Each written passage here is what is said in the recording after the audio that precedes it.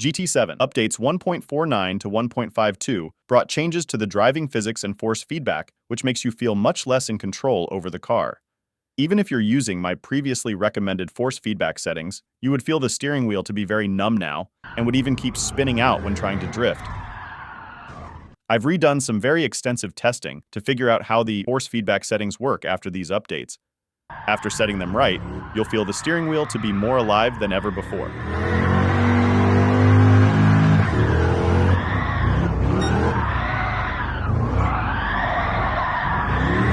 First, to receive through your steering wheel the best communication related to how the front tires are performing, you need to remove all the unwanted vibrations that blind you from properly feeling the forces related to the front wheels.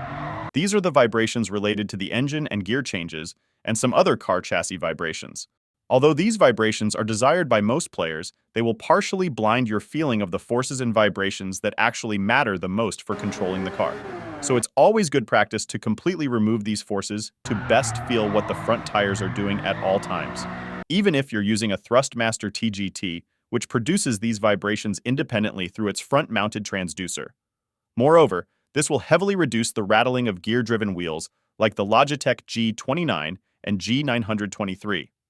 To do this, go to the controller settings menu by clicking on the GT icon at the top left corner of the screen in the main menu, then click Options, click on the Controllers tab, then click on Vibration function. Set the vibration strength to 0. To properly set your wheel's force feedback, you need to adjust the 3 settings that affect it, which are the controller steering sensitivity, the max torque, and the force feedback sensitivity. I think they actually changed how these settings behave now. If you watched my first video about the subject, you'll know that I will now be explaining them very differently and setting them using a totally different approach. Contrary to what most people think, the controller steering sensitivity does affect steering wheel users and not only controller users. It affects the responsiveness of the front wheels of the car to your steering inputs. It should now be set at its max value of 10 for a 1-to-1 relationship between the movements of your steering wheel and the front wheels of the car. If you reduce the numerical value of this setting, there will be a delay between your steering input and the response of the front wheels. It acts similarly to adding some rubber coupling between your steering wheel and the steering column, which feels more elastic when you reduce the numerical value and more rigid when you increase it. The force feedback sensitivity acts like steering column friction, which is very minimal at 1 and maximum at 10. This friction dampens the movements and vibration of the steering wheel, which removes some of the details of road surface communication to your hands, and also makes the steering wheel feel heavier. To get the best feel of the slightest details related to what your front tires are doing at all times, you need to set the force feedback sensitivity to 1. This way, you will always feel the most connected to your front wheels, for best judgment of car behavior and maximum control. It also feels the most realistic this way. The max torque is the only setting which I believe should be adjusted differently depending on which wheel you're using. But before you start tweaking and testing with this setting, you should first set the controller sensitivity to 10 and the force feedback sensitivity to 1 in order to not get misleading results. If you set the max torque to the minimum value of 1, the steering wheel will become too light, and you won't be able to feel any significant force to properly control the car.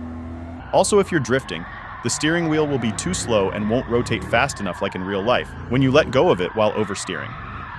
For powerful steering wheels, like my TGT2 or better, there is a specific value to each wheel, where the torque is high enough to feel everything like in real life, and to have it rotate fast enough while drifting. Usually, right below this value, you'll start feeling the steering wheel to become light and numb and slower than it should be. And above this value, you'll start to feel more clipping of the higher forces, and the steering wheel starts to become heavier. For my TGT2 with its original rim, I find this value to be 6. But for bigger rims such as the Sparco Rally wheel, you might need to increase it above 6. As for low power wheels, such as the G29 and G923, you'll need to set this value to the max for them to be able to keep up, especially when drifting. But also when racing, this feels the most significant for car control, as the wheel starts to feel numb when set below 10, and you'll start to lose the feel of some of the very important lower forces and vibrations. Many people would argue that this is a bad idea, because it would create clipping of the forces provided by the game. But this clipping happens at the higher forces, and 10 is the best setting to use if you want to have max possible control when driving using such wheels. because what's most important are the fine details of the lower forces when you start turning the wheel away from the center. These are the forces to count on when driving on the edge of the grip at the front tires, and they're the forces that let you know when you are starting to lose grip or when the rear end starts to step out when driving a rear-wheel drive car. You can watch more details about the subject and how to take best advantage of these forces in the video that I linked in the description and at the end of this video. So even if you get some clipping of the higher forces, you will still have a better range of details at the lower forces. Also, when drifting, the wheel will be the fastest possible this way and the most responsive to be able to catch your drift more easily and in the most realistic way. So in summary, to get the best control over the car, you need to set the controller steering sensitivity to 10 and the force feedback sensitivity to 1. The max torque settings should be set depending on which wheel you're using, which I set at 6 for my GT7 and 10 for the G29. Also, make sure to turn off the controller vibration function. You will now feel everything that the front wheels are doing properly, which also makes it feel the most realistic possible. To put these settings into best use, you should learn how to drift properly to always have maximum control over your car, even when racing. You can watch part 1 of my drifting tutorial series here. You can also watch the video where I explain what you should expect from the force feedback here. I will always be testing any new physics update to give you the best force feedback settings, so make sure to subscribe to stay up to date.